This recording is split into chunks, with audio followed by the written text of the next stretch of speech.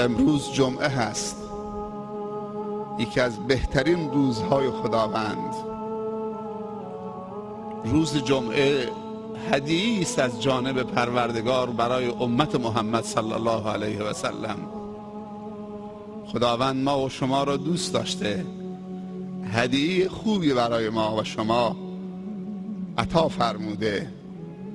قدر نعمت جمعه را بدانیم.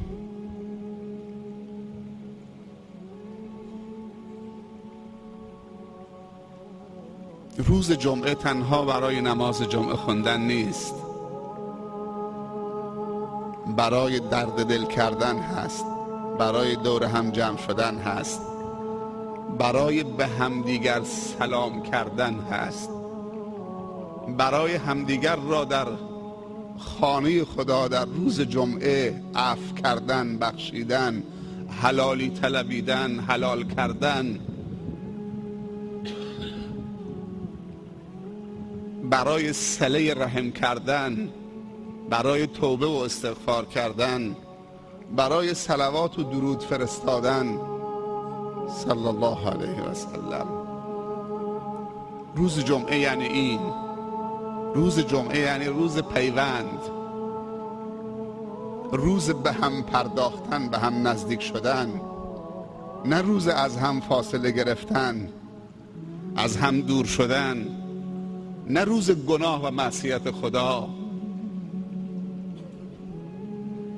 روز جمعه روز عید هفته هست.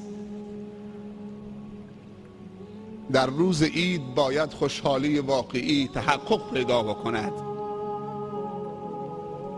همه از روز عید بهره مند بشن.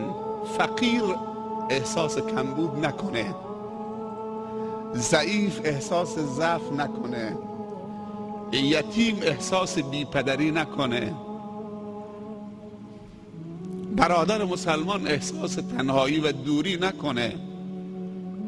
در جامعه اسلامی در روز جمعه و روز عید احساس بیمهری نشود.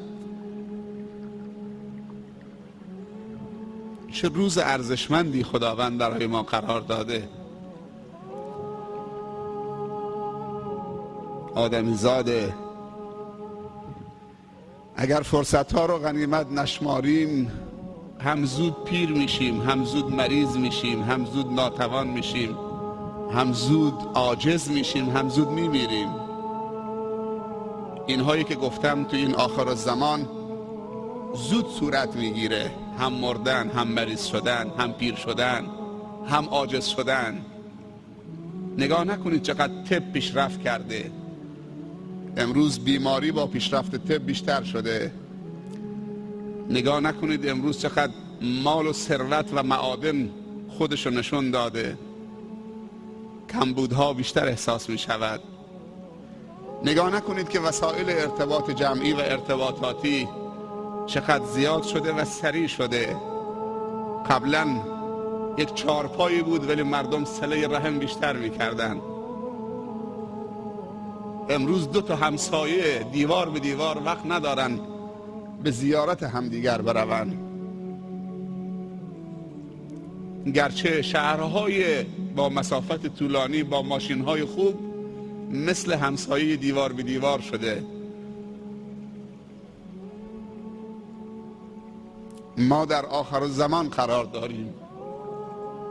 ایمانم در آخر الزمان اگر ایمان ضعیفی هم باشه مثل ایمان من بازم به درد میخوره.